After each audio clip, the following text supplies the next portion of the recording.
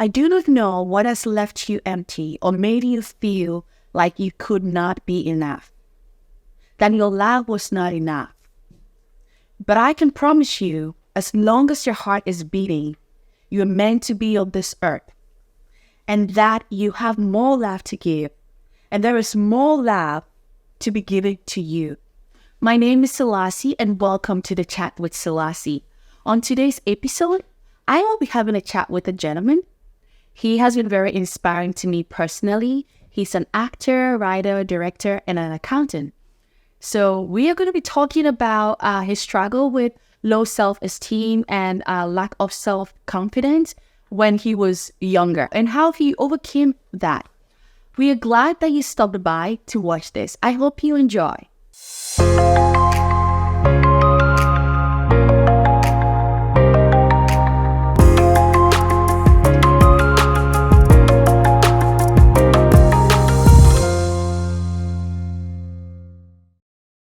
Hi, Udo. Thank you so much for coming here this morning. I really appreciate it because I know that you're very busy. Your Saturdays is like, you have so much to do.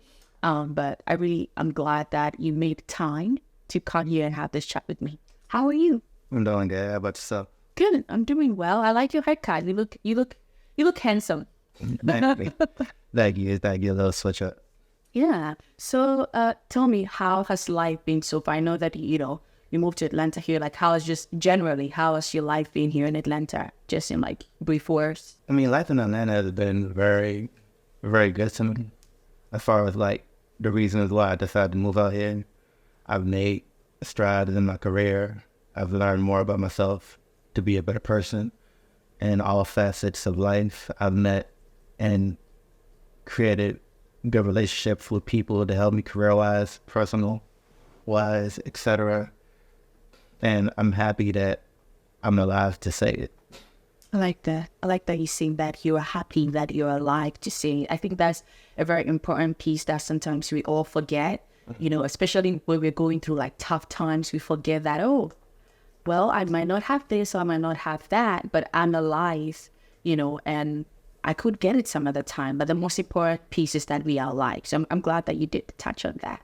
So let's go straight into it. I remember some time ago we were talking about, your life. And then you did mention to me that I think when you were before 18, you used to struggle with low self-esteem and the lack of self-confidence. And you were tired, of that kind of life. And you wanted to, have self-confidence and just, believe in yourself and all that before by 18, which you did achieve. A little after 18, a little after my birthday. So like a good time to, see where you've come, at least after your birthday is a new chapter of life. So a little after my 18th birthday. What do you think, made you feel like that? Or what made you not have self-confidence? I would say not giving positive affirmation from people that you're around the majority of the time. And I'm not going to say I didn't get it from my parents, but, when you're around your parents, you behave in a certain way. Not that it's a fake way, but you behave in a certain way out of respect for your parents or anybody of a with an authoritative status in your life. So as far as like people, not peers. Yeah, the ones that knew me well enough, I wasn't really given enough to believe that I should be confident in myself. Now, when you're around like my guy friends, we make jokes, we talk about each other. Sometimes this is intended to hurt, sometimes we just don't know any better, but that kind of plays a factor in your mind. You hear that enough, and if you're not mentally strong to withstand that, it could play a negative factor. So, and then just the culture change, What do you mean by the culture change? More moving back and forth between continents in the 3-year span. Before I was a teenager. Well, during puberty. At what age did you notice that you did not have confident and you were experiencing low self-esteem? I'll say like 12, 13. Carried on up until like 18. Okay. Okay. And so from what I'm hearing, affirmations are important to you, and I think it's important to everybody. So you think that if you had, like people telling you, positive things like, I believe in you, or like you got this, or, stuff like that, you think it could have made a difference? Yeah. Because, it's like with your brain, it's going to register what is constantly being fed to it. It's going to consider, okay, it probably doesn't even know any better, but even that, or even your subconscious. Your subconscious doesn't know the difference between right and wrong, good or bad, what looks good, what doesn't look good. All it knows is what is being fed, and it's going to do whatever it takes to make sure that what is being fed is going to stay there. So whether it's you feeding your subconscious good or bad, or whether it's somebody else, the subconscious doesn't know, it doesn't judge. So it's important to know that whatever you speak of, whatever you hear, whatever you feed to your mind, it plays a huge factor in determining whether those things will become reality or not. You said, you and your boys, like some of the things your boys will say, it did have an impact on you. Can you give me an example of some of the things that playfully your boys will say, and, how did that impact you? Not that it mattered too much, but, if they'll say things like you're ugly, and that didn't matter too much to me because I'm not really trying to impress guys. Yeah. But at the same time, if you see certain guys that are getting attracted with girls telling me that, yeah, I don't know any better. I'm just thinking like maybe the girls see them as attractive and they know what ugly and I look like. So that sort of plays a factor, but then not as much because I didn't get that often. But that's just like an example of things that can be negatively ingrained in you, or things like you suck. Whether it's in a sport, you're in competition, you're not good, you're not on the level. Guys talk depending on where you grew up with, some different things and stuff. But they could play a factor. It's not entirely new to me about it affecting guys, but I thought that it was just a woman's thing. Like, women, we really, like, words matter to us, me especially, like, words are very, very important to me. It doesn't matter if it's a joke or, whatever. I didn't know that for you men, your peers, like boys, just saying that to you, mattered that much. This is kind of new to me, just hearing this from you right now, that, like in sports, your peer telling you, oh, Udo, you suck, or, like, you're ugly. I didn't know that like, you carry that with you. So when that happened, like, how did you get that out of your mind? What did you do? What was the process like for you to change those things that have been said to you, unintentionally or intentionally, to help yourself with self-confidence? Sometimes it does depend on where it's coming from. Like, if it's one of your boys that's really close, that y'all really cool with, sometimes they'll just say it as a joke. So it all depends on where it's coming from. Like, if it's one of my close brothers or close friends, if they saying that, I'll probably just laugh at them, or probably take it seriously, because I also know that they're not doing it to be what's it called, malicious. Mm-hmm. And they'll still like give me praise if I do something good. Now, in a different culture in Nigeria, when I was sent there to just do middle school, the main sport was soccer, and that's when I was getting like stuff like you suck or Americana, stuff like that. That played a factor, and I ain't like hearing that. So if I couldn't physically beat the mess out of them, I needed to find another way to shut them up. Mm-hmm. So did you like physically beat the mess out of them? Some of them? Try it. Okay. And like, what other process, like, because I feel like this is really a big thing that people still struggle with till today. I have gone through a phase like that myself, where I did not have, I just wasn't confident in myself due to like certain things, And I had to, like, aside needing words of affirmation, I had to like actually work from within, internally, and sometimes affirming myself. So I couldn't be the mess out of any, anyone. Like, my strategy was different. So you had, I'm sure you had another strategy aside, being the mess out of them. And I feel like sometimes if you can be the mess out of people, like I used to do martial art, and sometimes when I have a hard day or someone, really just makes me angry or whatever, when I go to do karate, I just put it all in. I bring that range, I bring that anger, and that is me beating the mess out of, whatever we had training with at that time.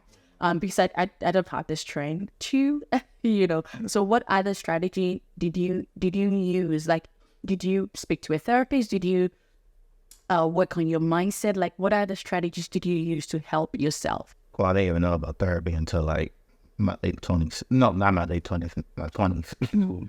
But what I did was I was always better for like simulating things. Like, if I have to do this or say this, how would that, what chain of reaction would that cause further down the line in the future? So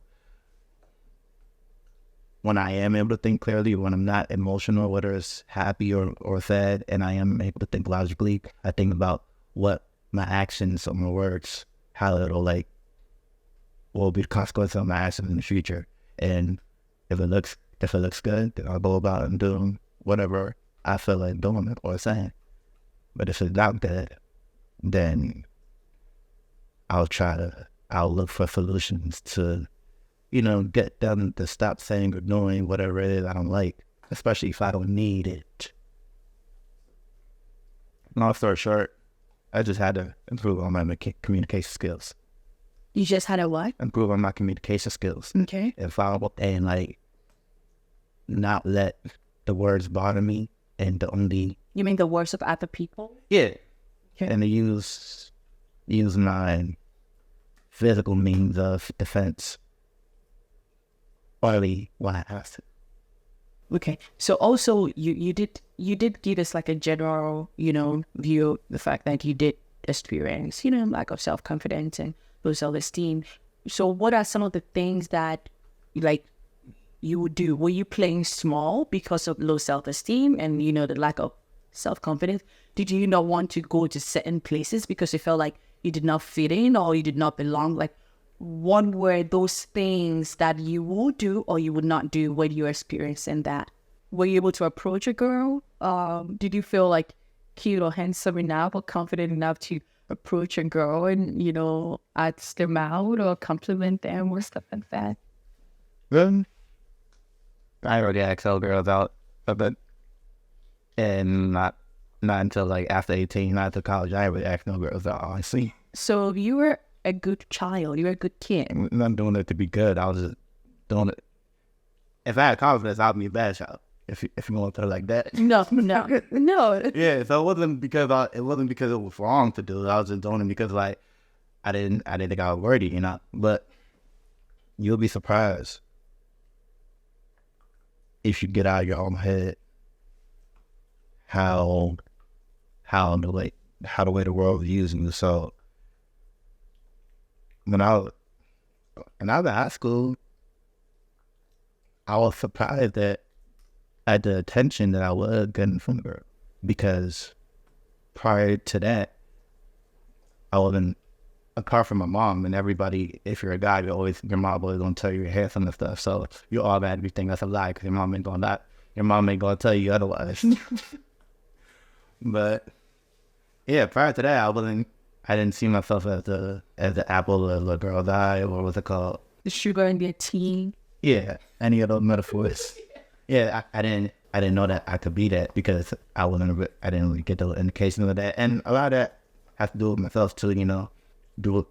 Sometimes food that you eat could play a factor in your physical appearance, or if you just don't know any better, as far as like fashion style, that could play a factor. Or if you don't know how to take care of yourself just from a cleanliness standpoint, just cleaning your hair, make sure you don't stink, make sure you don't look ashy. All those play a factor in like physical appearance. So I thought I was terrible at that, but looking back, I couldn't have done that better. But by the time I got to high school, I mean, cleanliness wasn't an issue for me. Thanks to Nigeria, I learned how to be much cleaner and more responsible. You know, being by myself, not having adult supervision, I had to learn how to, take care of myself. So that helped. Yeah, by the time I got to high school, I was getting a lot of attention from women, and it was pleasantly surprising because one, I didn't really know what to say. Because I was thinking y'all playing games, y'all playing with my head. But after a while, I was just thinking, okay, clearly the woman that I am looking to attract and impress don't find me ugly or unappealing as whatever guys may say. So I'm like, that helped.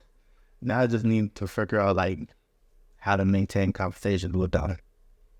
We are only talking about with them, with the other person, with the second or the third person. How about within yourself?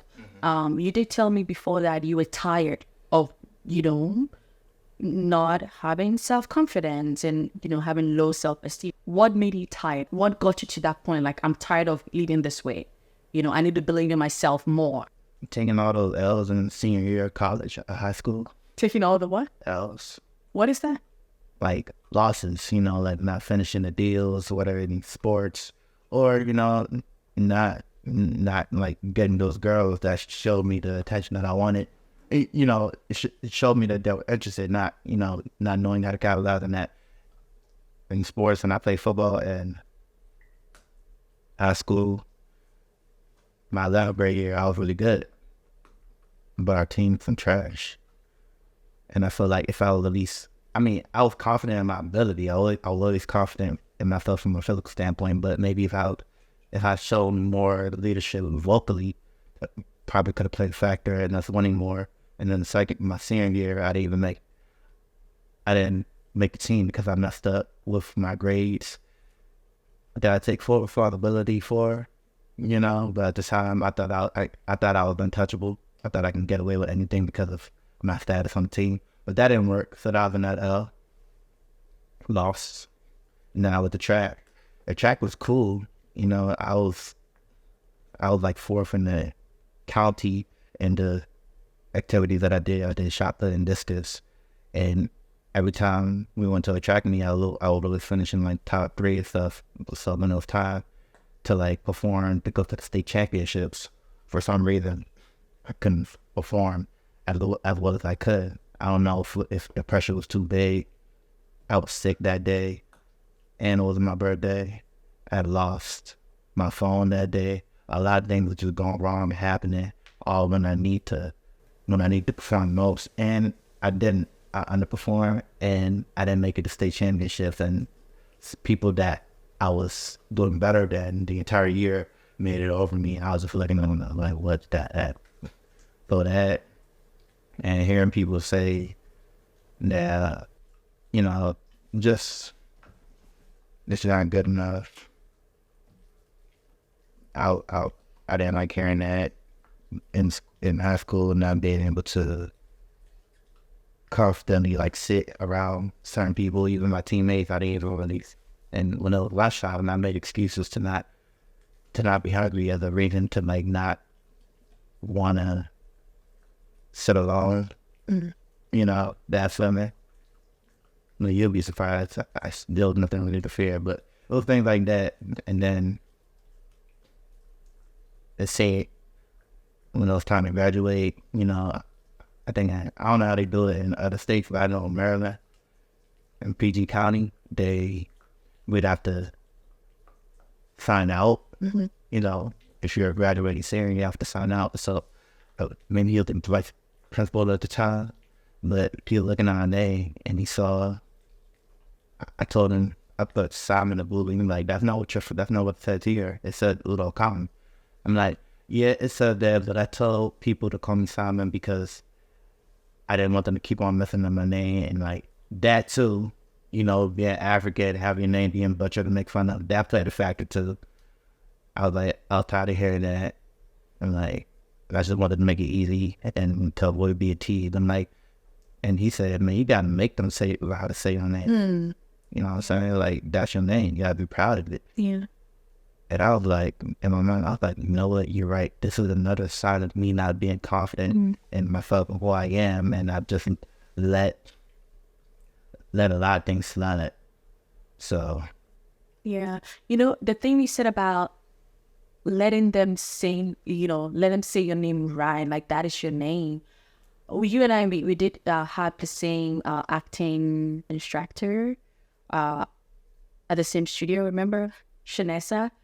Up until, I think, 2021, I really did not care if people pronounce my name right or wrong. You know, I will respond to it. I didn't really like, when they don't put in an effort, like, I just did not care as long as, you know, they were trying. So she told me that, no, that is your name. You have to make them pronounce it right.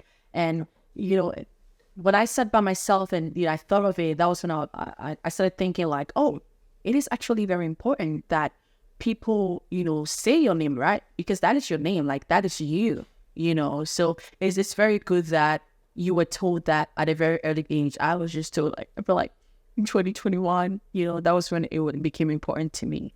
Yeah, I mean, even for me, I didn't even like them saying it wrong at all. Like, I wasn't like, I was like, I'm just giving them another name to say. But I was like, being proud, having confidence in your name, regardless of if it sounds different or difficult or anything about you, you know, it's not an accident that God made you the way you are. You know, I have all the other things I'm insecure about, but we could say that for another time. But that was like a huge step. Like, for one, it was tough to be African or to be teased and stuff like that. But I'm like, I don't even not like being African at that time. Especially... What, you did not like being African?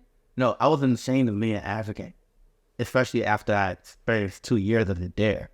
So I just didn't want to be teased anymore. But I'm like, look, I can choose how I feel about what people say or do to me.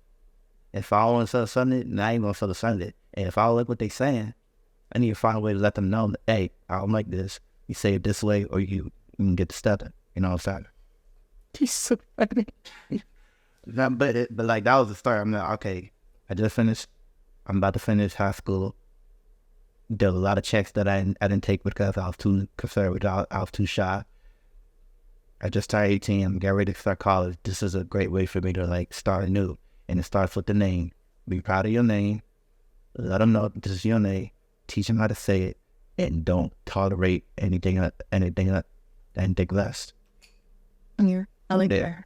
Yeah, from there, I was just like, it was just baby steps of just having confidence in yourself, you know. For some reason, people found you to be quite, you know, humorous with your personality. And another thing I didn't think my personality was... You definitely are funny. Like, I've told you a couple of times that you make me laugh. Right. So I was like, all I gotta do is be myself. And if people like it, fine. If not, that's fine. But I'm not going to be conservative. I'm not going to let, like, self-doubt creep up in my mind anymore. And from there, I just took off. Not immediately, but... Baby steps. Right. Until it's just, like, becoming the more confident, risk-taking person that I am now. So moving forward to now, I've always known you to be someone who is healthy, like healthy eater. You like going on walks, you like going, you know, running and stuff like that. Do you think that those has played a part in you being, you know, self-confident? You're very particular about what you eat. There'll be times where I'm like, boy, just eat this, you know, like, no, I don't want to eat this too much. I don't want to eat it at all. I know how, like, that is very important to you. Do you think that eating healthy and just being healthy in general, do you think that that has helped your, you know, your self-confidence and your self-esteem? Mm-hmm. Because when you eat good, you feel good. When you feel good, you sound good. Okay. So what were some things you're eating? Like, I'm from Ghana. Jollof rice is a thing. And then you were like, well, do you want to eat rice? You know, do you want to eat rice? Do you cook rice? You're like, no, I don't eat rice all the time, or, I'm like, boy, that is just rice. But to you, it's like a big deal. Like, you don't want to eat that too much. And I've seen you just say you're going to eat fruit or just salad. I'm like, how can you just live on that? Like, carbs is like a miracle, and you don't participate in that miracle. Why did you make that hard decision to, eat very, very little carbs or no carbs at all sometimes? Because I've seen you do that. Well, that played a factor. Like I said, it played a factor into my physical appearance. Taking care of yourself. So before a lot of people met me, like at least up until like 2012, a lot of people, I used to eat a lot. I used to eat every and anything, and it played a factor in my appearance. Like I was heavier than most, which also led to low self-esteem because I got fat jokes. In Nigeria, especially? No, not Nigeria. I'm talking about here in the States. In America, there's not enough food to make you go fat in Nigeria. But here in America, yeah, I ate freely. I didn't eat healthy. I ate at late hours in the night, and it affected my ability to perform, and it made me bigger than I was supposed to look. And that's what also led to low self-esteem. It's like, okay, don't know why I want just bigger as looking piece of meat. You know what I'm saying? So I need to. When I lost the weight without even trying, the time that I lost the weight without even trying, and that was when I was in football. I lost weight playing football because of all the cardio that we gotta do, weight training. Mm-hmm. I didn't change my eating habits. I just didn't eat as much because I spent so much time training and stuff. So I lost the weight.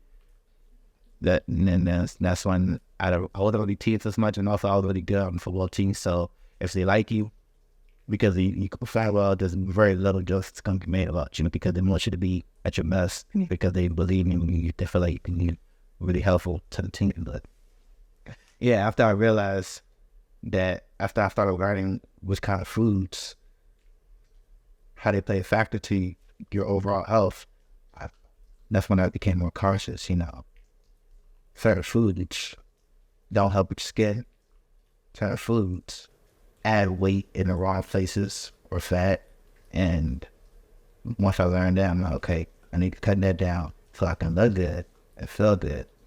So did you at any point in time talk to yourself? Like, did you speak words to yourself? Like maybe, like I had this exercise that I learned from someone where sometimes I could look in the mirror, or maybe I don't look in the mirror and tell myself that, Celeste, like, you got this. You are this, you're loved, you're beautiful, you're intelligent. Like, I had to, like, speak to myself. I had to affirm myself. Did you ever do that to yourself? Like, did you ever, at any point in life or even now, did you think that self-affirmation helped in any way, or did you not do that at all? I'm sure I do that today. I did that this morning. Oh, you did that this morning? Yeah. What did you tell yourself this morning? I'm about to go kill this. I'm about to get it done. There's a reason why you asked me to speak. Clearly there's something that you see in me that's good that I need to see in myself that probably may have not have seen yet, and I need to get out of my head. And I've been hearing it a lot more almost every year. Good. How do I say it? I don't know, me just being myself appears to be really uplifting to other people. And the thing that I haven't really changed from a personality standpoint, I just needed to recognize it for myself and stop being around the people that just didn't have good things to say. And I understand jokes and all, but if 90 or 100% of what you say is pessimistic, get your away from me. Okay. And when you were younger, did you ever do that? Do you like self-affirm, or did you even know that there was a thing like that? I ain't started self-affirming until I turned 18. Okay. Like even one of the things that I was good at, at least from a physical standpoint, like I always saw myself as athletic. That's why I first thought I was going, if not wrestling, then football. You know, something from an athletic standpoint, because that didn't require a lot of speaking, and I definitely felt confident in myself from an athletic standpoint. But once I learned how to communicate more, not just with other people, with also with myself, that helped me to build confidence in whatever I was set out to do. Whether I've done it before or not. And even if I don't get it right the first time, I don't get discouraged. I just look at it as if it didn't kill you, then I'm gonna make you stronger. And if you still want it, then figure out how to get it. So I mean, boys joke a lot, men joke a lot. Men are more jovial than women. Women be a little more sensitive. I know that men can be sensitive sometimes too, but I know that men are not always very intentional with their words. Would you say that men should be, you know, like you said, 80 to 90% of the time, even if it's a joke, it should be something that uplifts, but not always something that, you know, like puts you down? Because I have heard men tell one another that, oh, you ugly, you know, like stuff like that, in a very jovial way. And and I honestly don't get offended by that, even if they are trying to be funny, especially now, because like, one, it's just words, and two, I ain't trying to impress you. Sweet. So, but like, in a way, if you know, then you know. And when we call someone ugly, we're just, if we can pay attention to the tone. If they're saying it in a laughing matter, we're saying it because like you're so ugly that you don't mind like embarrassing yourself because it's like amusing. So like, for the most part, like now, if I say something ugly, if I'm laughing with it, I'm just saying like they're stupid, they're silly, you know. But that doesn't mean that everybody can understand that way. I'm mindful not to say that necessarily to a woman. Yeah, no, do not say that to a woman. Unless I know it's okay. Unless I know that they understand where I'm coming from. Like, Yeah. But, you know, it's also important to understand the vocabulary, understand terms, understand your surroundings, because that plays a factor in how you perceive things, how you interact with some people. If you understand them, understand the culture that they're infused with, understand your environment, all that plays a factor in how to like handle and adjust to the situation that you're in. Okay. Udo, you did say that you knew, or you thought that there's something I'd seen in you. That's why I asked you to be here today and, you know, have this chat with me. And this is what I'm going to say. I'm going to say that just being yourself, I think, attracts the right people to you. And it is very inspiring when, you know, someone is themselves. And you, for me, from my perspective, I think that you are very much yourself. From the onset, you did come across as someone who is like super serious. And I know that I can be super serious sometimes, but you definitely did come across as someone who is super serious. And then when I got to experience you more, I'm like, oh, he's actually funny. You know, and I really, really like that about you. One thing really that stands out so much for me till today is what a go-getter you are, you know, and you encourage me. I mean, you see me at my low time. Sometimes I'm like, oh, this hasn't happened for me, or that hasn't happened for me. And then you encourage me, like, and you are like, just do it, you know, just do it. I have seen you premiere your own film, and one thing that you told me that has just carried me, or that I've carried with me till date, is that being okay with good enough. You know, I am such a perfectionist, and you are as well, but you said it came to a point in your life, you learned how to be, you know, how to know that good enough is enough. And that is the journey that I'm on, knowing that good enough is enough. And I think some of those things just makes me want to continue the relationship that I have with you, because really you've been nothing but supportive. You know, you are there when you can be there. So I really do admire that about you. I would say that I really do admire that about you. You are such a go-getter. I cannot wait to see the future Udo. Seriously. No, I think you're going to make it big. Seriously. I think you are going to make it big. So yeah, definitely. Thank you so much. Do you have any like final words you want to say to the audience, someone struggling with self-esteem or anything of that sort? Do you have anything you would like to tell them before we say bye? All right. So if anybody that's still suffering or struggling with low self-esteem, especially in this day and age where social media exists, I would say choose to have peace within yourself and war with the world, as opposed to having peace with the world and be at war with yourself. Because nobody's going to understand you better than you. And if you can be by yourself and still be happy, then there's the peace and high self-esteem that you want and need. Thank you. Thank you so much, Ulu. That was very inspiring. And so this is the end of today's episode. One word I would love to leave with you is that just remember that being yourself is very admirable. You can run away from so many people and from so many things, but one person you cannot run away from is you. So don't forget to be yourself, because it is very, very admirable. Have a pleasant day.